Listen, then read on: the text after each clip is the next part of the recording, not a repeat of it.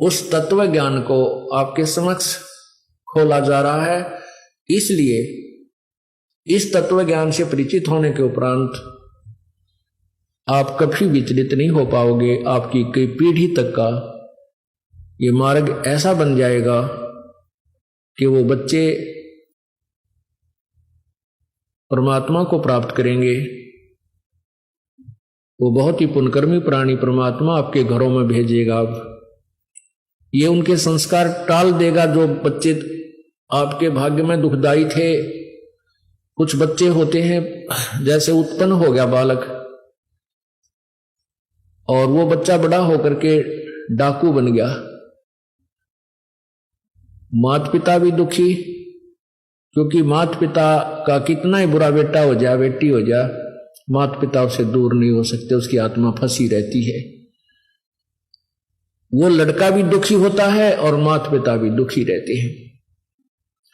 अब वो परमात्मा क्या करेगा?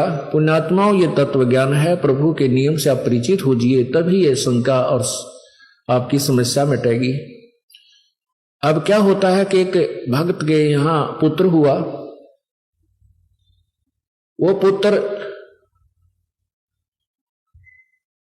1 वर्ष का होकर मृत्यु को प्राप्त हो गया और 20-30 हजार रुपए उसके उपचार में भी लग गए। वो परिवार पूर्ण रूप से परिचित हो चुका था, भगवान पर विश्वास था, कबीर परमेश्वर पर। वो डगमग नहीं हुए। उनके दिल में यह नहीं आया कि हमने उपदेश ले रखा और हमारा पुत्र उत्पन्न हुआ और यही मृत्यु को प्राप्त हुआ, क्योंकि वो इस ज्ञान को कई बार सुन चुके थे जो दास बार बार सुनाता है। उनको क्या हुआ कि परमात्मा की कृपा हुई। 10 महीने के उस लड़के की मृत्यु के 10 महीने के उपरांत फिर पुत्र हुआ। अब बेशक से वो पुत्र की मृत्यु हो गई थी और माता को ज्ञान भी था, पिता को भी ज्ञान था, लेकिन उसका मोह जल्दी से नहीं छूटता। मां बहुत रोया करती थी, उसको याद भी करती थी, लेकिन विश्वास परमात्मा पर यह था कि भगवान जो करता है वो गलत नहीं करता। हमारे प्रभु ने जब ये मंजूर था तो ये हमारे लिए गलत नहीं हो सकता, लेकिन मेरे बस की बात नहीं कि मैं बेटे के मोह को भुला सकूं। तो उस लड़की को एक दिन वो बालक स्वप्न में दिखाई दिया, छोटा सा।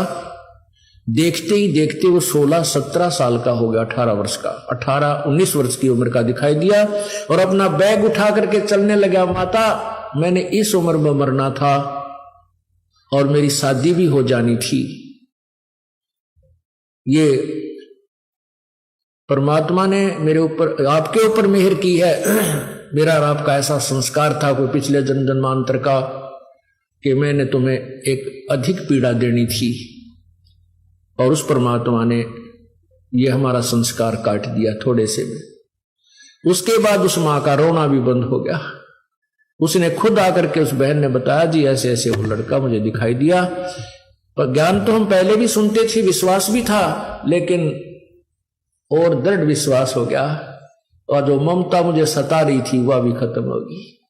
तो परमात्मा आपको ऐसी कोई घटना हो भी जाती है तो घबराना नहीं चाहिए, क्योंकि राज्य क्रमता राम की रजा धरे जो शीस, दास गरीब दरस परस तीन भेंटे जगदीश। यदि वो बहन उससे विचलित हो जाती और रास्ता छोड़ देती, वो रोग तक काट दिया था परमात्मा ने, संस्कार तो चेंज कर ही दिया था, वो तो दयालु है, फिर नहीं देते उस दुख को, लेकिन और दुख बहुत हो जाते हैं।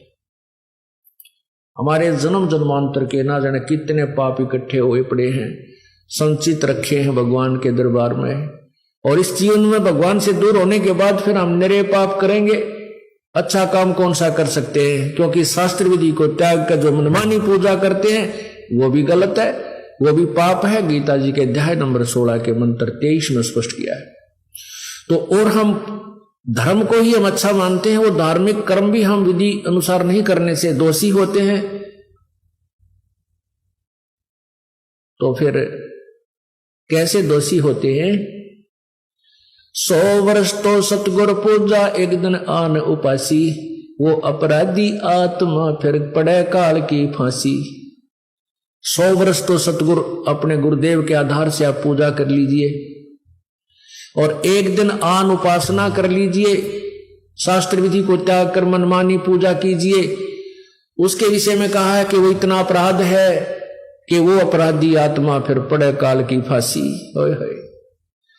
तो इसलिए परमात्मा के शरणों में आने के बाद हमारे पुण्य ही पुण्य बनते हैं, जो पाप भी बनते हैं। तो हम सिमरन सेवा आरती सुबह शाम आरती करते हैं, मंत्र करते हैं, तो उसको धो लेते हैं। जैसे कपड़ा दिन में प्रयोग करने से मैला हो जाता है, तो सुबह साबुन और पानी से उसको साफ करके धो के सुखा देते हैं, वो निर्मल रहता है।